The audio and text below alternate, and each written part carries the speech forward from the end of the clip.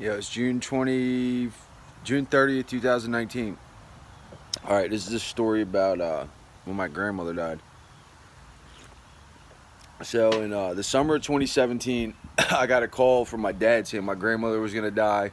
I was at um I was at a treatment facility and I couldn't get in touch with my probation officer, so I left and went to her office. I left her a bunch of messages. She was busy. The Bill Cosby trial was going on. Long story short, she called me saying she was gonna have to put a warrant out for my arrest because I left rehab, even though I put myself in there if I didn't come in. And she said she was gonna detain me. So I was like, I had to make a choice between seeing my grandmother or not. And I went to go see my grandmother. I spent 3 days with her. She passed away.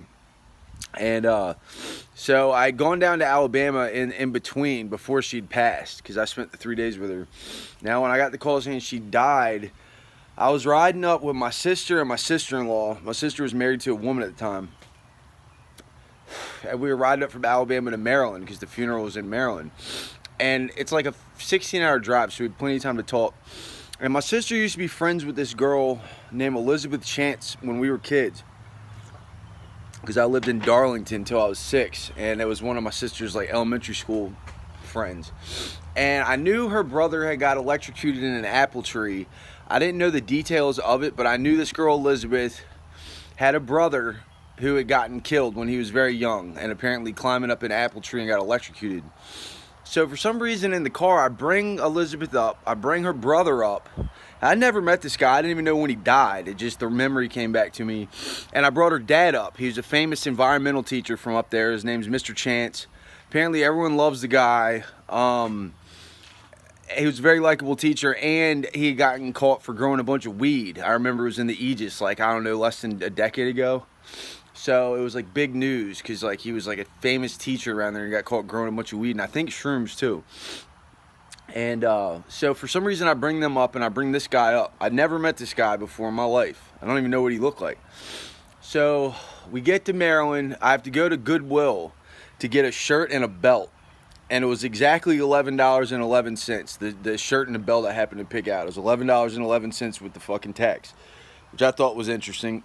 So I go to the thing. I think it was at McComas Funeral Home. And then afterwards, my uncle had like a thing at McGregor's, his restaurant in Havre de Grace. So we go there as our family, like drinking, you know. And then my dad comes up and he's like, Mr. Chance is here. Bob Chance is here and he wants to talk to you. I was like, what does he want to talk to me about? And he's like, I don't know, but he wants to talk to you. And this is the guy I was talking about in the car that I'd never met before. So I sit down with this guy, and immediately he starts unloading on me. At first he was like, I heard you've had some trouble in your past, and he asked me what kind of drugs I did and this and that, and I told him, you know, opiates and alcohol.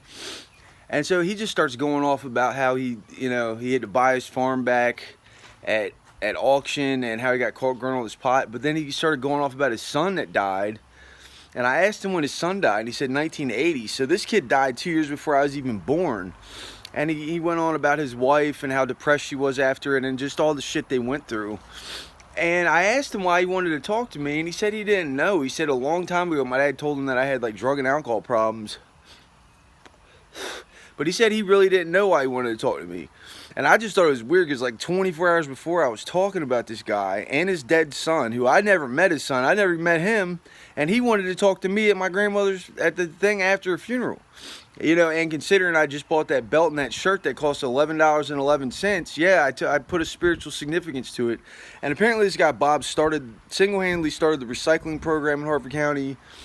I mean, he gave me his card. He's like, you can come out to my house. He was asking me if the cops watch me, because he said he had some turtle ponds, and he takes people on these trips to the Galapagos Islands and somewhere else like Kenya or something. But he's like real big in environmental, and he's real big for like the cause against like tyranny, you know, and like for like the rights of like the environment, and be able to use substances that like are beneficial to us.